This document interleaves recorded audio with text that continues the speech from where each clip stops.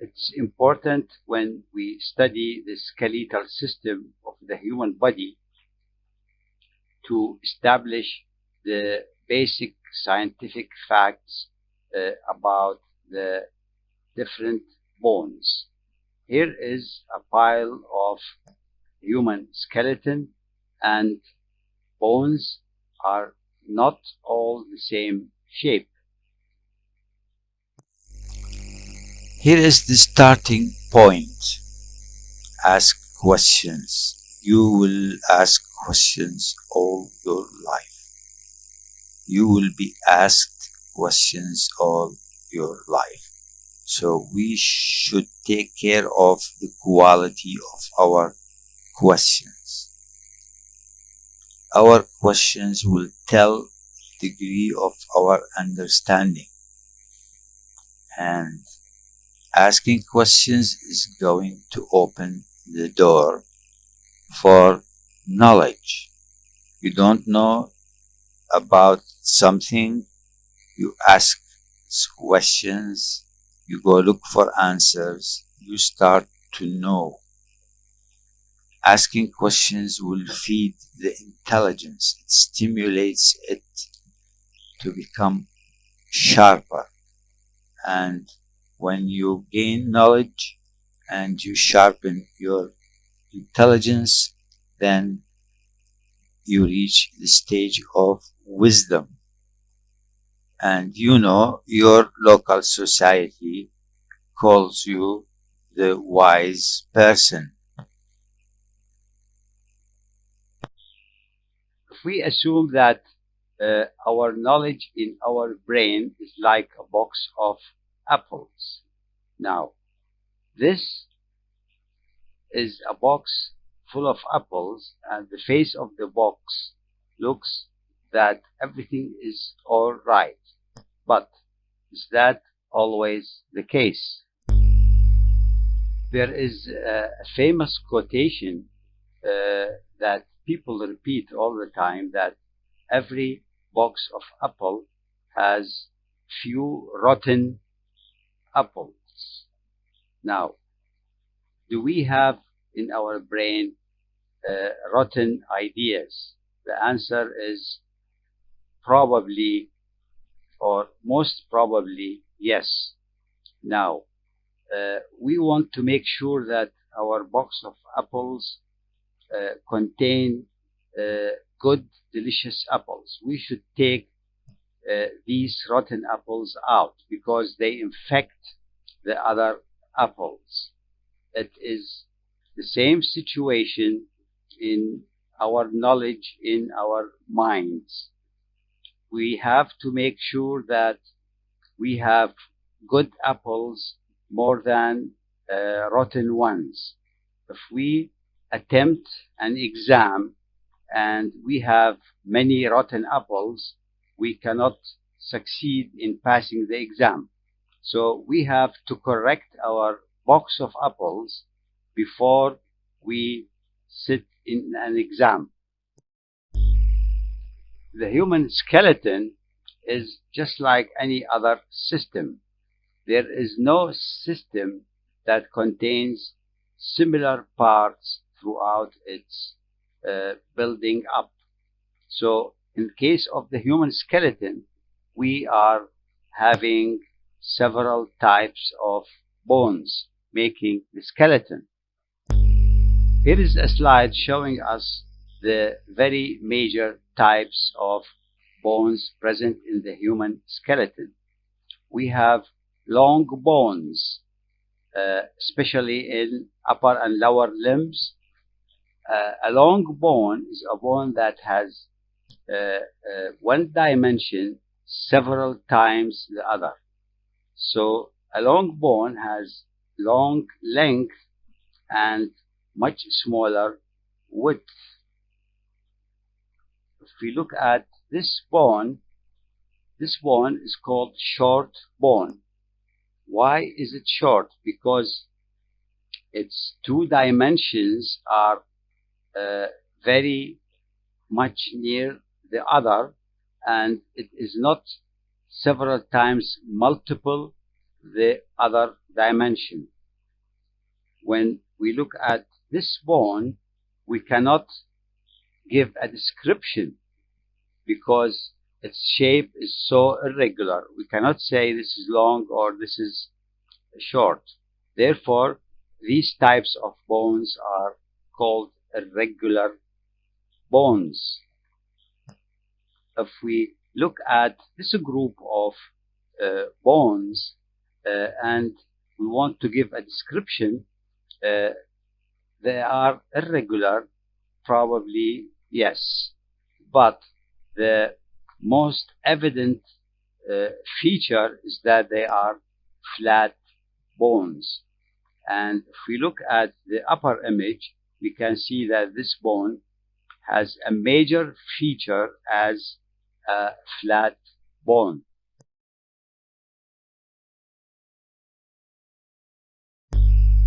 This is a short resume of a description of what is a long bone, a short one, flat bones, irregular bones, and what is a sesamoid bone. Probably you are hearing for the first time what is a sesamoid bone. It is a small bone.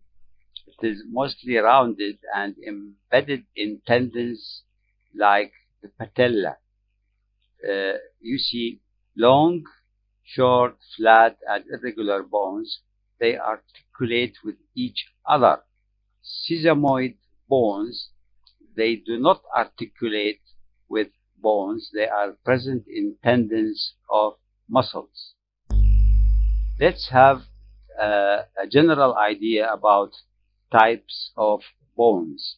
We have long bones, and we know why this bone is long. And we have short bones when the dimensions are very near each other. And we have flat bones where the most evident feature is being flat.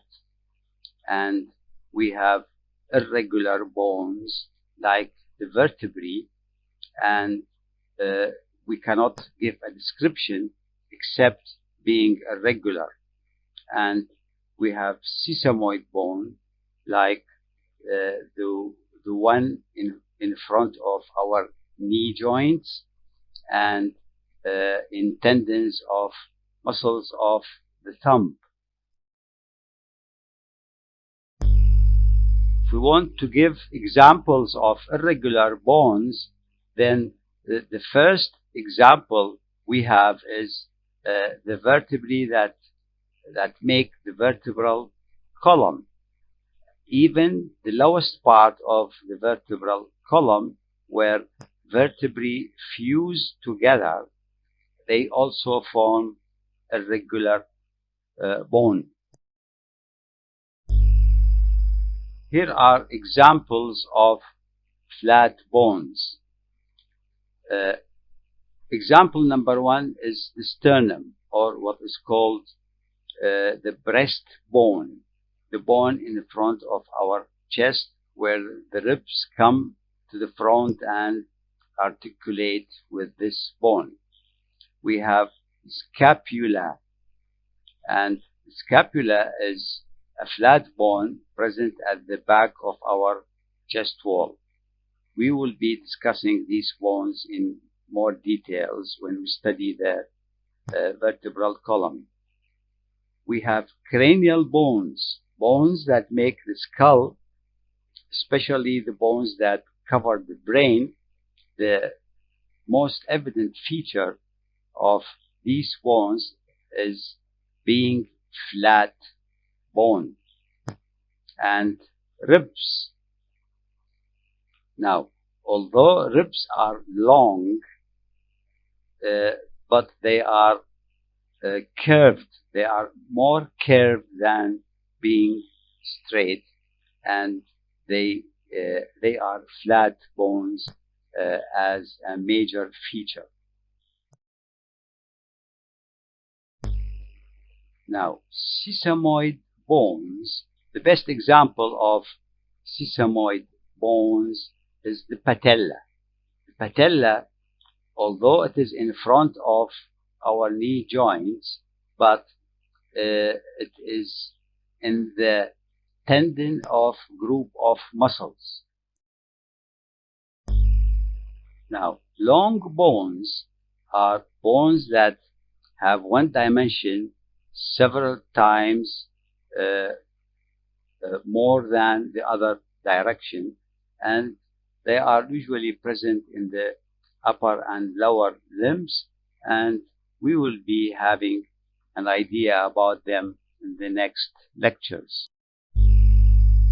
Now, short bones are usually present in the carpal bones at the joint of our forearm with the hand, and they are also present in the tarsal bones between our leg and feet. This is a model of a long bone. Long bones make a good number of the bones of the body, and bones are not bars of wood or steel. They are living structures, and they have their own blood supply. Therefore, in the future, you are going to see that when bones fracture, they bleed, and they bleed a lot, especially the pelvis. And these blood vessels will get into the bone, and in the very early stages, the bone was cartilage, and when these blood vessels get in, the process of ossification or bone formation begins. Therefore, the bottom line is that bone is a living tissue, and it has its own blood supply. The outer shell of the bone is made of compact or hard bone, and we had an idea about what is a compact bone. If all the bone is like this, then it's going to be very heavy. Therefore, inside this shell of hard bone, we have what is called spongy or cancellous bone. It is also made of the same ossified tissue, but has different arrangement, and there are spaces. Therefore, it is called spongy bone, and the bone marrow is going to live in these spaces. In addition to the fact that bone has blood supply, therefore it is a living structure, we have the fact that bone has cells. Not a single cell, but several cells, but they develop from similar origin. To start with, to your left, there is a cell called osteo, and there's a red line, and then progenitor cell. Osteoprogenitor cell. Progenitor means giving origin to. Therefore, these cells, they will give origin to cells making the bone. Where do they live? They usually live in the periosteum, the fibrous tissue cover of the bone. This osteoprogenitor cell, it is a stem cell giving origin to different types of cells. Then we have osteoblasts. Osteoblast develops from osteoprogenitor cell, and the name first half is osteo, means bone, and blast means forming. It is a bone forming cell, and it lives in a space, and it is going to secrete the matrix. and therefore the matrix is going to surround it, and even it surrounds the few processes it has. This space is called lacuna. Then this cell, as it forms the matrix, and the matrix is the major component of the bone. Then we have osteocyte, which develops from osteoblasts. When you look at this cell, you can find that this cell has multiple arms, multiple processes going in all directions. And this is going to maintain the bone structure. Then we are not always going to produce bone. Bone is not a static tissue, it is a dynamic. Therefore, there are cells that are going to eat and clear away the old bone. These are called osteoclasts, and they are described as macrophages because they are large and they have multiple nuclei, more than 2 at least, and they have little processes on the side of the bone, especially in the spongy bone, and they start secreting enzymes and eat the old bones. It is a kind of a sweeper of an old. It is a good idea to revisit the knowledge of what the hard bone or the compact bone is made of. What is it made of? It is made of the osteons. They are cylindrical structures with special arrangement. It contains little spaces called lacuna, a single one, and each lacuna contains osteocyte. Then we have lamellae, concentric circles. These are made of matrix and they are arranged around the Haversian canal, which contains arteries, veins, and nerves. This is the basic unit of building a hard, compact bone.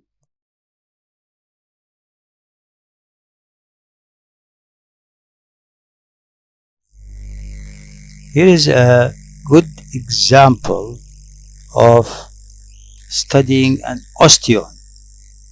I say good example because I'm going to ask myself short, very up to the point questions and have sweet, short answers. What is an osteon? It's a basic unit of the adult compact bone. So an osteon is part of compact bone, consisting of a small central canal. Yes, it is. Name it. It's Haversian canal. Does it have concentrically arranged lamella? The answer is yes. We know what a lamella is. What is a lacuna? A lacuna is present in the osteon and it is a small shallow space. We have just seen this and seen how the osteoblast produces the matrix, and the space where the cell is called a lacuna. Does an osteon has osteocytes? Yes. What is an osteocyte?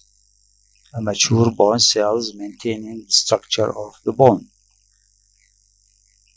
Does an osteon has canaliculi? Yes. What is a canaculus? A canaculus is a small channel or canal that surrounds the processes of osteocytes. What is this image telling me? It is telling me that this tissue is made of spikes of bone with lots of spaces in between. This is spongy bone or cancellous bone. As long as the spongy bone or cancellous bone fills the inside of the bone, so that first of all it makes the bone lighter in weight, and the spaces are the places where the bone marrow, the tissue that forms the blood, is living in these spaces. Now, what are these spikes of spongy bone made of? They are made of lamellae plus lacunae, and the lacunae are between the lamellae. They are arranged in a way, but not around a canal, a central canal, or the Haversian canal.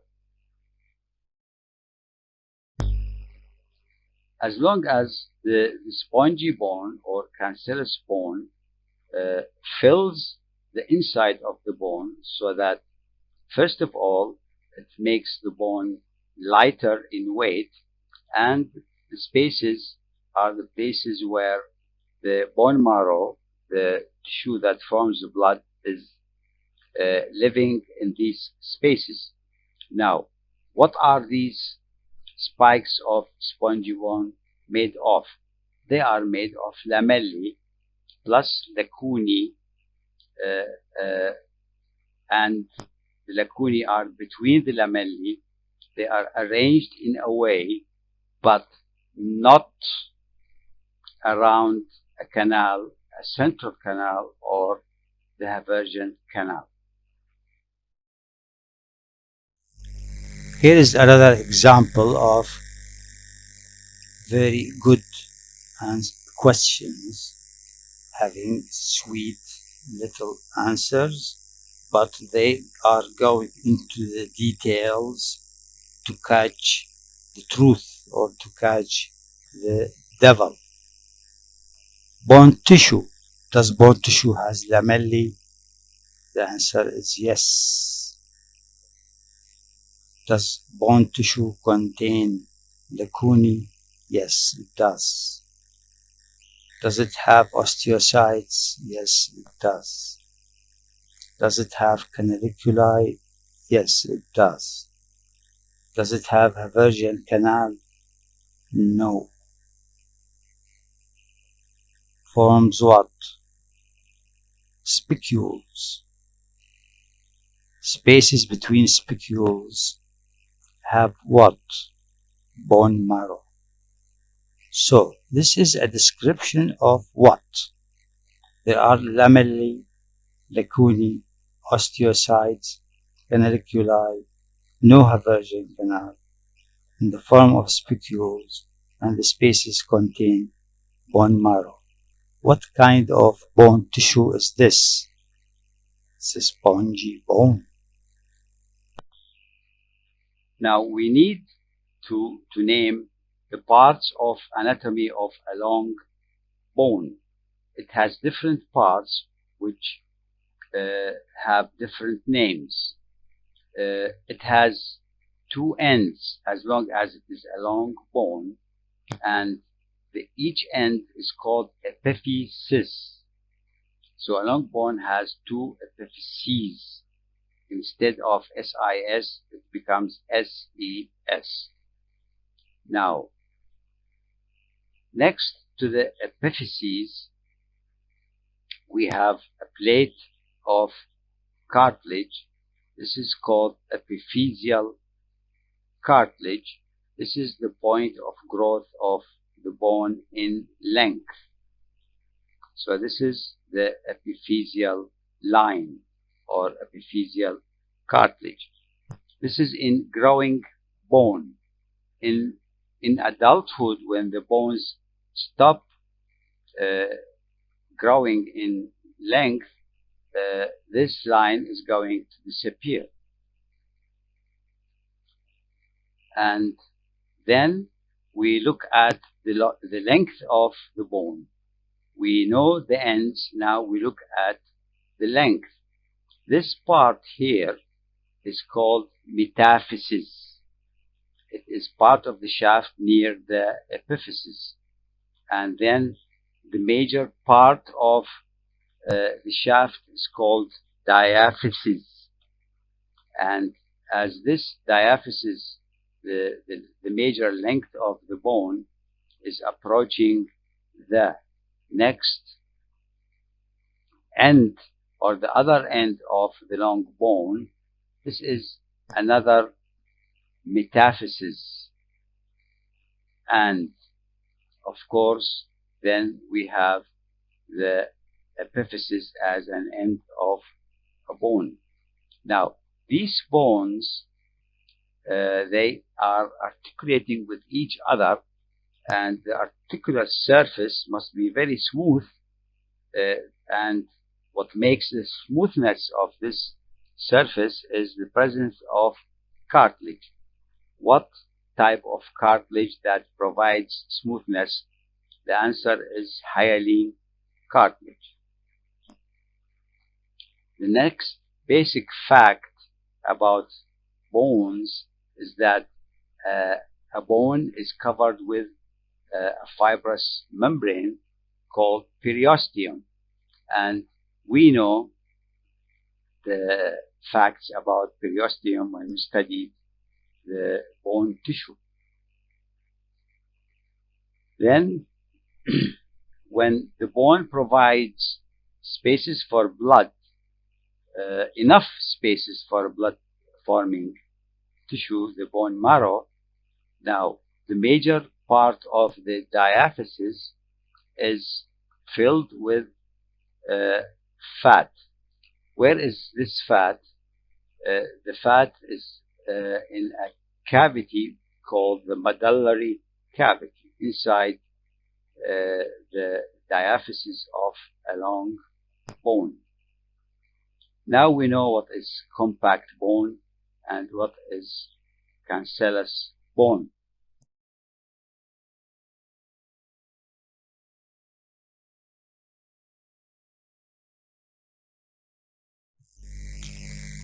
Let's have two more examples of good questions up to the point and a short, sweet answer. The shaft of a long bone is what? It is a diaphysis, not a metaphysis or epiphysis. It is simple as diaphysis. Now, this is a definition of what? Rings, calcified matrix found in compact bone.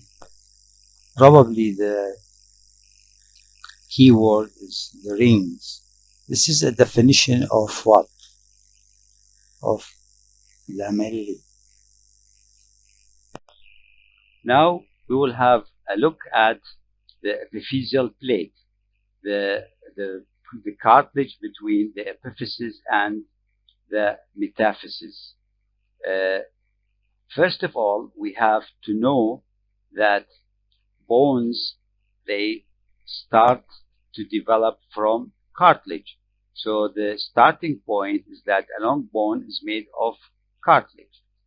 Now, how does it become a bone, and then how does it grow in length? First of all, in the center of the diaphysis, blood vessels come in. When blood vessels come in, they start the process of differentiation and the change of cartilage into a bone. Now, this is called primary ossification center. This center, which is producing ossification, that means the formation of bone, is going to grow towards both ends. And at the same time, we have at the end of the bone also blood vessels come in. Once blood vessels come into a cartilage, the blood is going to change this cartilage into a bone. So this is the beginning of the ossification process, and this is not the primary ossification center present in the diaphysis. This is present at the end of the bone. Therefore, it is called the secondary ossification center. Now, what tissue is present between the primary and secondary? The answer is cartilage, the cartilage that remains from the first model of the bone. This cartilage is going to divide and produce more cartilage, and the ossification centers will also increase the process of ossification, and the bone is getting longer. Now, at puberty, the process of forming more cartilage becomes slow and then it stops, but ossification will not. And therefore, the primary ossification center is going to reach and catch the secondary ossification center, and there is no more growth of bones in length.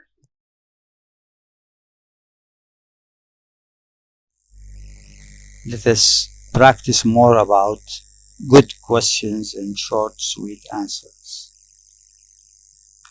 Its hyaline cartilage plate and the metaphysis of long bones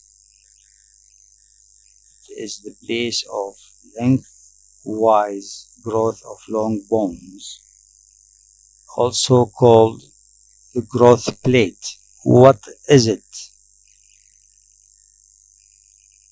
Epiphyseal plate between the epiphysis and the metaphysis.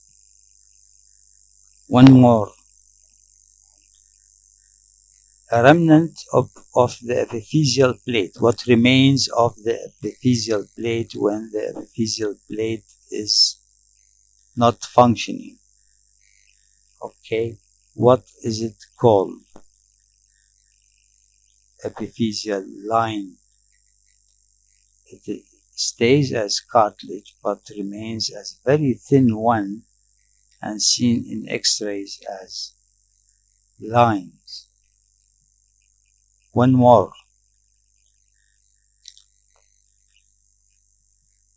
There is a long bone and there is an area between the diaphysis and the epiphysis that contains the epiphyseal plate. That means a shaft of a long bone is a diaphysis. At the two ends, the areas are going to be called what? Metaphysis. Now, the story of this image is something you know. It is now an old story for you, and it is the story of an osteon and different parts that make the osteon. This situation is telling the story of the periosteum. The periosteum, which is a fibrous cover of the bone, and the important fact is that the periosteum contains the osteoprogenitor cell. These cells, they can form a bone, and this periosteum is very hard to separate from the lamellae of the circumferential lamellae, because there are fibers extending from the periosteum into the bone, and these are called Sharpey's fibers. Let us see the story of this image. First of all, here is the periosteum, the outer fibrous layer, which is very well attached to the bone, and it contains the osteoprogenitor cells. And this periosteum is made of an outer layer, the fibrous layer, and an inner layer, which is containing the osteoprogenitor cells. And this inner layer is called the cambium layer, and the outer layer is the fibrous tissue, and the inner layer is the cellular layer, and it is called the cambium layer. Now, these bone progenitor cells, they differentiate into what? They differentiate into osteoblasts, the bone forming cells. Now, the endosteum,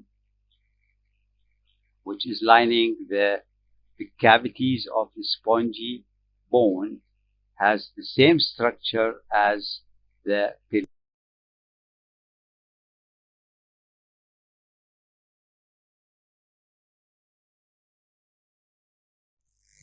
Let's have this practice of collecting data and reaching a conclusion. The covering of a bone. Does the bone have a cover? The answer is yes. What is it made of? It is made of connective tissue. It has osteogenic cells and osteoblasts, but not osteocytes. Osteoblasts is going to make the bone, and it is made of two layers: outer fibrous tissue layer and inner cellular, containing the osteogenic cells and the osteoblasts. Therefore, it is very important for the process of growth, repair, and nutrition, because it has the osteogenic cells and the osteoblasts. What is this structure? It is the periosteum.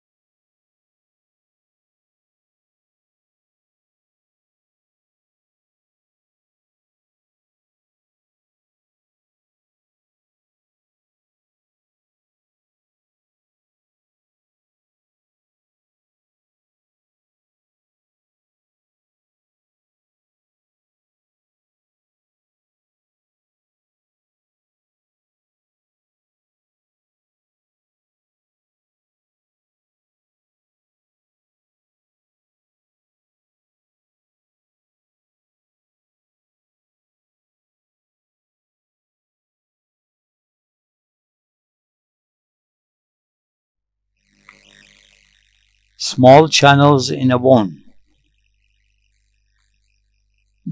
transmits blood vessels from what? From the periosteum. Now, we have collected lots of information, and we need to check our knowledge and check our understanding. Now, how do we do that? Now, best way of doing, whether we know the information, are the information well arranged, put in their place, the best way is mind map. The most powerful thinking tool is what? It is mind mapping a subject. Now, this is an invitation for you to try to hold a piece of paper and a pen and try to mind map a subject. This mind map is going to detect. If you can make a mind map, you know the subject. If you feel that you cannot make a mind map, then the mind map will tell you that, look, you do not know the subject, so go and learn it.